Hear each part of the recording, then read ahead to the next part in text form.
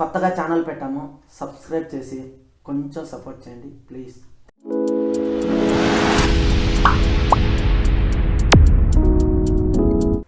Hi friends, ఈరోజు మనం junior NTR గారు నటించిన టెంపర్ మూవీ విశేషాల గురించి మాట్లాడుకుంటున్నాం. టెంపర్ మూవీ ఒక్కంత వంశీ గారు కథ. ఈ సినిమాకి డైరెక్టర్ పూరి జగన్నాథ్ గారు. పూరి జగన్నాథ్ గారు ఇప్పుడు కూడా బద్రీ దగ్గర నుంచి కూడా అన్ని సినిమాలకి ఆయనే కథ, స్క్రీన్ ప్లే అన్నీ చేసుకుంటాడు. అవును. అయితే ఎందుకో ఫస్ట్ టైం ఒక్కంత వంశీ గారి దగ్గర ఒక కథ ఉందని తెలిసి ఆ కథ ఆయనకి నచ్చి ఆ కథతో టెంపర్ సినిమా చేసిండు. టెంపర్ సినిమా వచ్చేసి చాలా పెద్ద హిట్ అయింది జూనియర్ ఎన్టీఆర్ గారికి. ఇప్పుడు పూరి జగన్నాథ్ గారి డైరెక్షన్లో ఆంధ్ర వాళ్ళు వచ్చిన తర్వాత చాలా సంవత్సరాలకి టెంపర్ వచ్చింది. అదేవిధంగా జూనియర్ ఎన్టీఆర్ గారికి కూడా యమదొంగ తర్వాత అంత హిట్లు లేక మామూలుగా పోయేది, కంత్రి కానీ ఇంకోటి కానీ అట్లా మామూలుగా పోయే టైంలో ఒక టెంపర్ అనేది చాలా పెద్ద హిట్ అయిపోయింది. ఒక స్థాయిలో నిలబెట్టింది అనమాట. ఒక టెంపర్ జూనియర్ ఎన్టీఆర్ గారికి ఇట్టుబడింది. అటు పూరి జగన్నాథ్ గారికి పోకిరి తర్వాత, ఒక దేశ ముద్ర తర్వాత చాలా రోజులకి ఒక టెంపర్ హిట్ అయిందనమాట. ఈ సినిమా కాన్సెప్ట్ వచ్చేసి ఢిల్లీలో ఒక అమ్మాయిని ఒక 6 మంది ఒక ప్రైవేట్ బస్సులో రేప్ చేసిండ్రు. వాళ్ళని అరెస్ట్ చేసిండ్రు. ఉరిశిక్ష పల్ల వాళ్ళకి. ఒక్కంత వంశీ గారు ఆ ఒక్క జరిగిన విషయాన్ని ఒక కాన్సెప్ట్గా పెట్టుకొని ఒక కథ రెడీ చేసిండ్రు. వాళ్ళకి ఉరిశిక్ష పడాలి అని పడితే ఎలా ఉంటుంది అనేసి. ఆ సినిమా అంతా కూడా ఒక అమ్మాయి గురించే ఉంటుంది అనమాట. చాలా సినిమాల్లో మనం చూసుంటాము. ఒక నేటి గాంధీ, ఒక తమిళ్ మూవీ 6, ఒక తెలుగులో పవన్ కళ్యాణ్ గారు బాలు, పంజా. ఈ సినిమాలన్నిటిలో కూడా హీరో ఫస్ట్ నుంచి విలన్ పక్కే ఉంటాడు. ఏదో ఒక విషయంలో వాళ్ళిద్దరి మధ్య ఫ్లాష్ అయిపోయి ఇద్దరి మధ్య మనస్పర్ధలు వచ్చి గొడవలు అయ్యి విడిపోతాడు అనమాట. ఇంటర్వెల్ పైన హీరో మంచివాడు అయిపోతాడు. బాలు, 6, నేటి గాంధీ అవన్నీ కూడా అట్టే ఉంటాయి. సో ఈ సినిమాలో కూడా జూనియర్ ఎన్టీఆర్ గారు ఒక విలన్ పక్కనే ఉంటాడనమాట ఫస్ట్ నుంచి ఇంటర్వెల్ వరకు. ప్రకాశ్ రాజు గారు తమ్ముళ్ళు ఉంటారు, సుబ్బరాజు, ఇంకొకరు 4 ఉంటారు. ఆ 4 ఒక అమ్మాయిని కిడ్నాప్ చేసి రేప్ చేస్తారు. ఆ ఒక విషయంలో జూనియర్ ఎన్టీఆర్ గారికి ఫ్లాష్ అయిపోద్ది అనమాట. నేను వీళ్ళకి సపోర్ట్ చేయడం వల్లే కదా వీళ్ళు ఇంతగా తెగించిండ్రని చెప్పేసి ఆ వీడియో చూసిన తర్వాత మంచోడు అయిపోతాడు.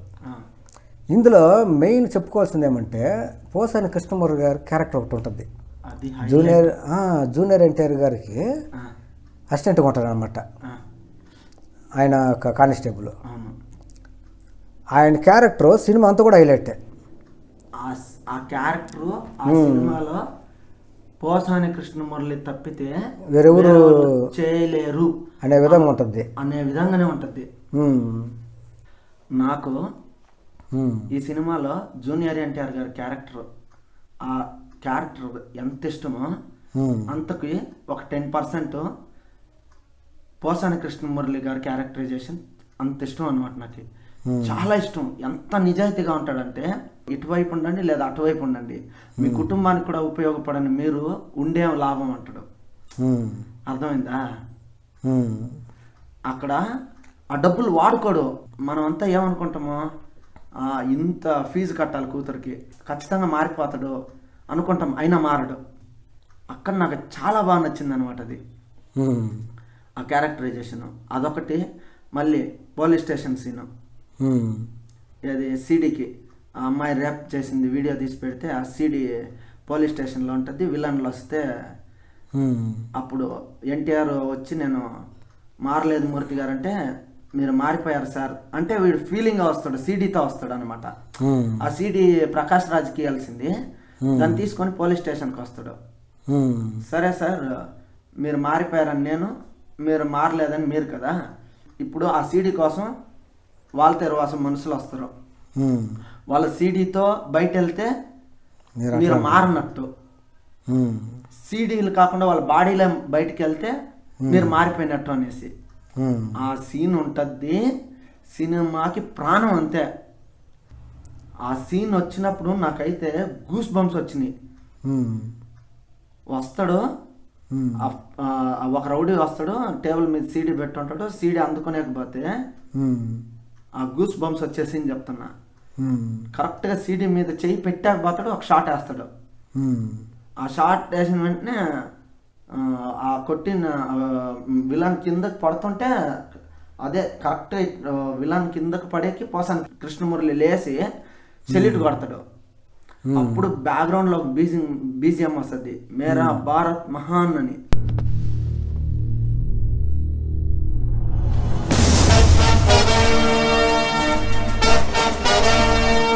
ఏముంటుందని ఆ సీను ఇప్పటికే తలుచుకుంటే గూస్ బంప్సే.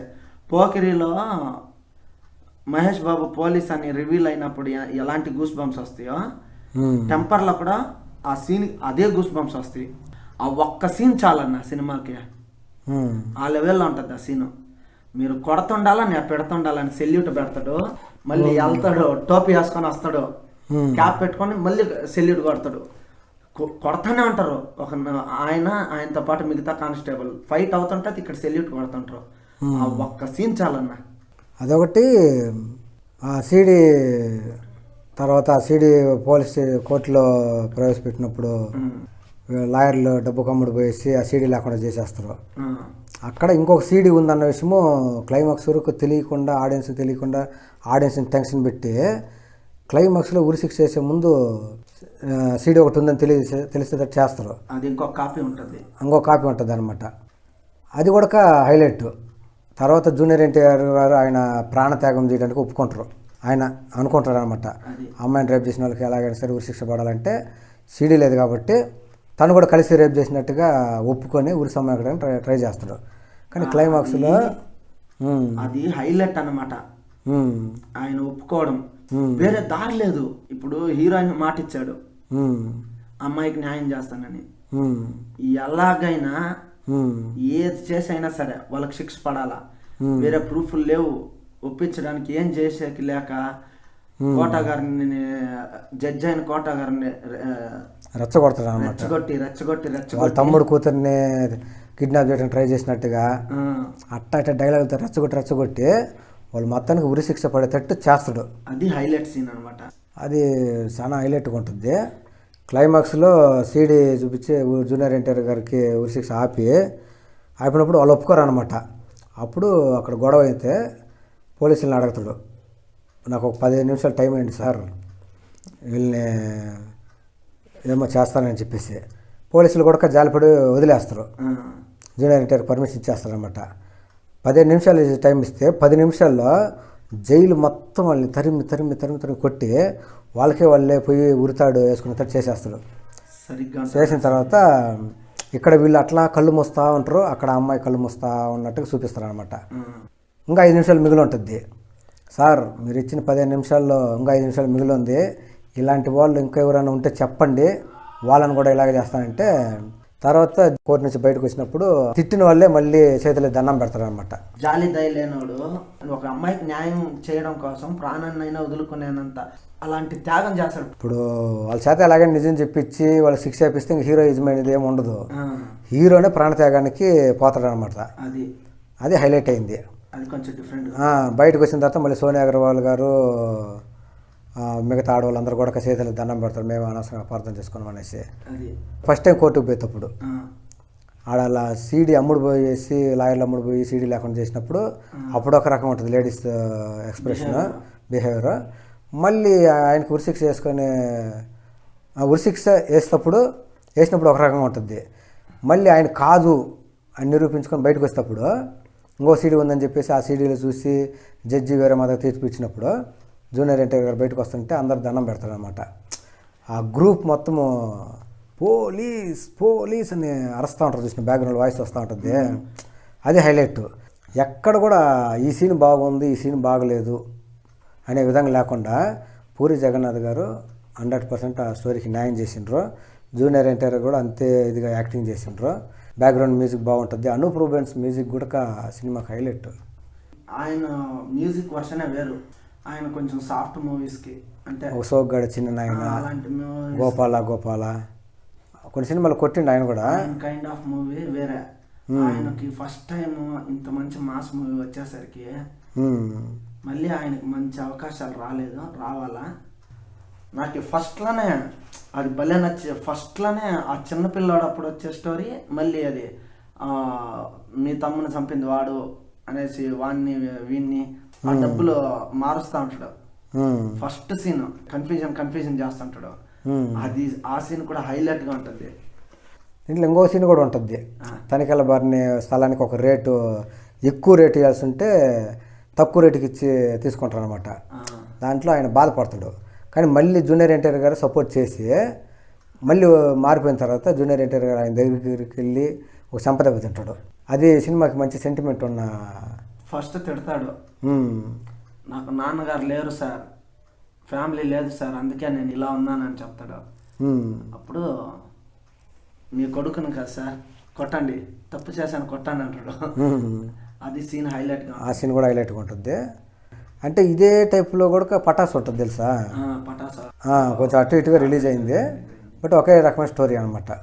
పటాస్ కమర్షియల్గా ఉంటుంది, టెంపర్ కొంచెం డిఫరెంట్గా ఉంటుంది. ఇదే సినిమాని తమిళ్లో విశాల్ చేసిండు, బట్ ఎందుకో అక్కడ యావరేజ్ అయింది సినిమా యావరేజ్ అయింది. కొన్ని చేంజ్ చేసిండు అనమాట.